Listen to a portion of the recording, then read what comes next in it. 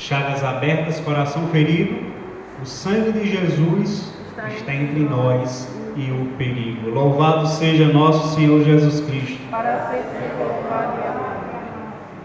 Uma boa noite a todos.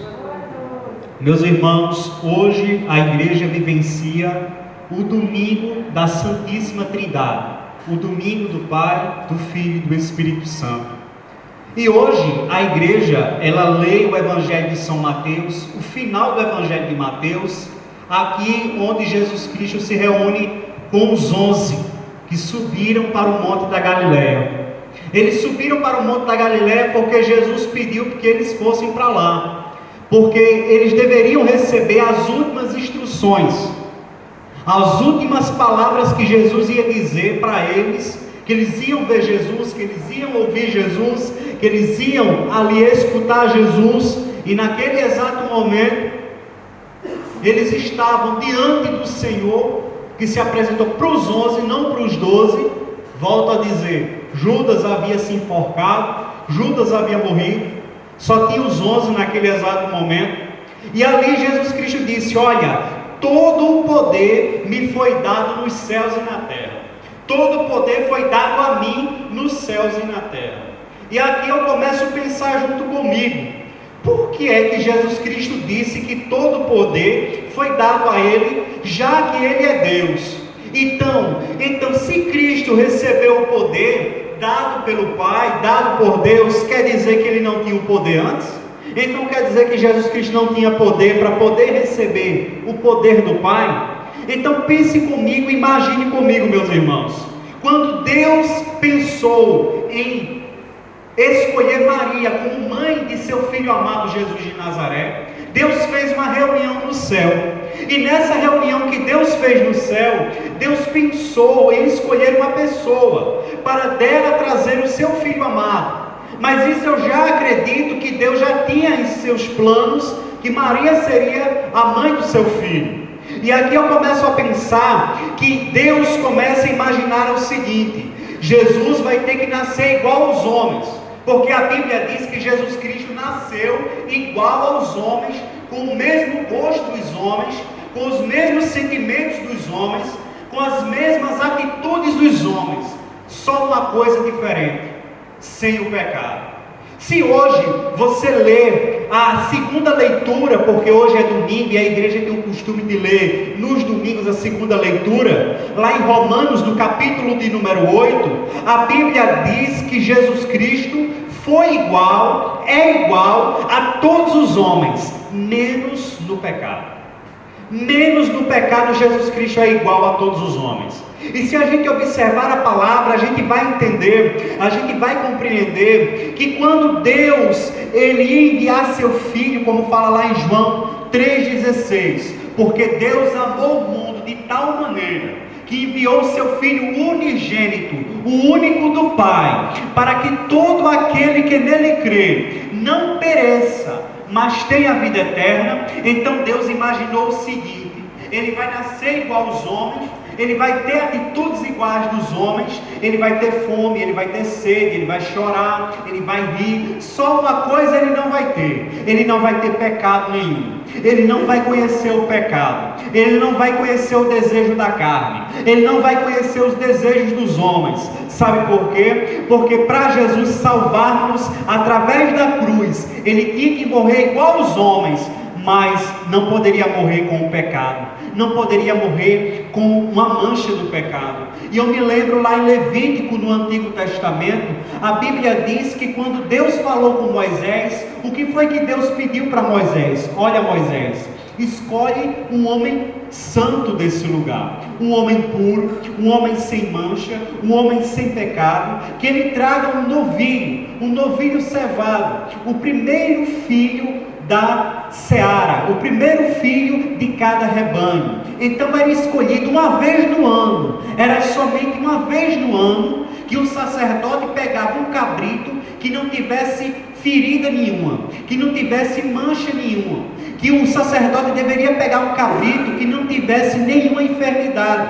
E a Bíblia fala lá no Antigo Testamento que o sacerdote ele tomava banho, ele raspava a cabeça, ele aparava a barba, ele se untava com óleo. A esposa do sacerdote, ela preparava, aromatizava com perfumes a roupa do marido. O marido colocava uma túnica sobre si, colocava um cinto na cintura, colocava um quipá, que era um tipo de uma mitra na cabeça, colocava uma tiara na frente da sua testa, e nessa tiara estava escrito santidade ao Senhor. E uma vez no ano, o sacerdote pegava um cabrito, e aquele cabrito que ele pegava, ele colocava diante de um altar feito de pedra, e ele pegava um cutelo, que é uma faca, e cortava o pescoço daquele animal. Quando cortava o pescoço daquele animal, a Bíblia diz que o sangue do cabrito jorrava por sobre o altar, melava o altar todinho de sangue, representando no Novo Testamento a cruz de nosso Senhor Jesus. Assim como no Antigo Testamento, uma ovelha muda, uma ovelha calada, uma ovelha sem mancha, teve que purificar o altar para o sacrifício. No Novo Testamento, a nova ovelha, Jesus de Nazaré, teve que purificar a cruz para nos salvar. Teve que sujar a cruz de sangue para salvar a minha e a tua vida. Foi por causa da morte de Jesus, foi por causa do sacrifício de Jesus, foi por causa da redenção de Jesus que nós recebemos o poder que ele também recebeu. Ele disse: todo poder me foi dado no céu e na terra. Então o que Jesus Cristo fazia aqui, ele poderia fazer lá em cima também. O que Jesus faz lá, faz aqui também. Se lembre do que Jesus disse a Pedro. Ele disse assim: eis que eu te dou as chaves dos céus. Tudo que tu ligares aqui na terra será ligado lá no céu, e tudo que tu desligares aqui na terra será desligado aqui nos céus, porque todo o poder me foi dado. Diga assim comigo: todo o poder me foi dado nos céus e na terra. Meus queridos irmãos, dando continuidade nesta palavra, eu começo a compreender aqui que Jesus Cristo, ele mostra para os seus discípulos qual é a senha para descobrir o poder de Deus. Quando a gente vai no banco receber o nosso dinheiro, quando a gente vai resolver alguma questão envolvendo economia, envolvendo algum documento nosso, às vezes a gente coloca uma senha, às vezes a gente usa uma senha para colocar e abrir o nosso celular, para a gente ver as mensagens que tem no nosso celular. Às vezes, quando a gente vai resolver uma coisa, alguém pede a nossa senha para poder verificar como está a nossa conta. Da mesma forma, Jesus Cristo revelou uma senha para os seus 11 apóstolos aqui. Ele disse: sabe qual é a senha de acesso que vocês vão ter para receber a minha graça? Sabe qual é a senha de acesso que vocês vão ter para receber o meu poder? O nome dessa senha se chama Pai, Filho e Espírito Santo. E se vocês ensinarem essa senha nos lugares aonde vocês chegarem, todos aqueles que receberem e que conhecerem essa senha vão se tornar filhos de Deus, vão se tornar herdeiros de Deus, vão se tornar co-herdeiros junto com Jesus Cristo. Enquanto as irmãs estavam aqui rezando o Santo Terço, eu estava pensando qual eram as duas palavras que eu iria falar aqui para vocês nessa noite de hoje. Hoje o Evangelho é São Mateus, mas a segunda leitura é Romanos, capítulo 8, versículo do 14 ao 18. Mas o que é que tem a ver Romanos com Mateus? Tem tudo a ver, meus irmãos. Quando eu li lá na carta aos Romanos, fala isso que eu acabei de falar agora. Fala que o Filho testifica o Pai e o Espírito Santo é o advogado de Jesus Cristo aqui na terra.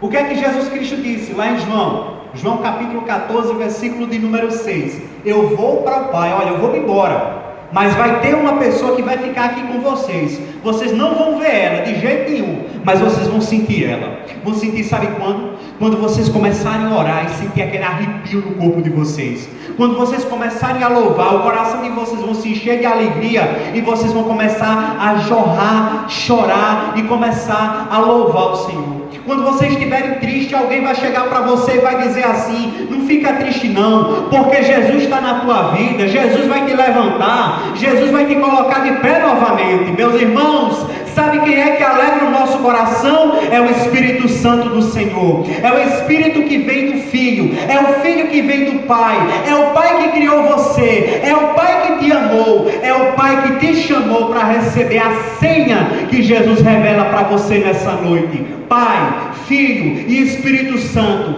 as três pessoas da Santíssima Trindade, que está aqui nessa noite, recebendo o louvor que vocês prestam para Ele, recebendo a adoração que vocês prestam para Ele. Meus irmãos, tudo que a gente fizer, tudo que nós fizermos aqui nessa terra, todos os empreendimentos que a gente operar aqui, tudo tem que ser para a glória do Pai, para a glória do Filho e para a glória do Espírito Santo. A gente que é católico, antes de começar qualquer oração, a gente tem que começar com o nome do Pai, do Filho e do Espírito Santo, porque é eles que estão na nossa frente, é eles que caminham junto conosco. Enquanto Maria está do nosso lado, primeiro, antes de Maria, tem que vir Deus, tem que vir Jesus e tem que vir o Espírito Santo, porque é através deles que nós estamos aqui nessa noite de hoje. Diga assim comigo: é através do Pai, é através do Filho, e é através do Espírito Santo que eu estou vivo, que eu não morri, que a pandemia não me venceu, e que o mal não vai me vencer, porque a honra, a glória e a exaltação pertence ao Senhor. Meus irmãos, é maravilhosa essa palavra de hoje.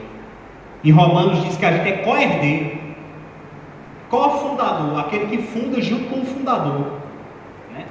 Comunhão, aquele que está comungando, é mais de uma pessoa, não é uma pessoa sozinha. Jesus não é herdeiro do céu, então a gente é o quê? Co-herdeiro junto com Jesus Cristo. Quando a gente se batiza, a gente se torna filho de Deus, membro da igreja e herdeiro do céu. A gente recebe as três pessoas da Santíssima Trindade.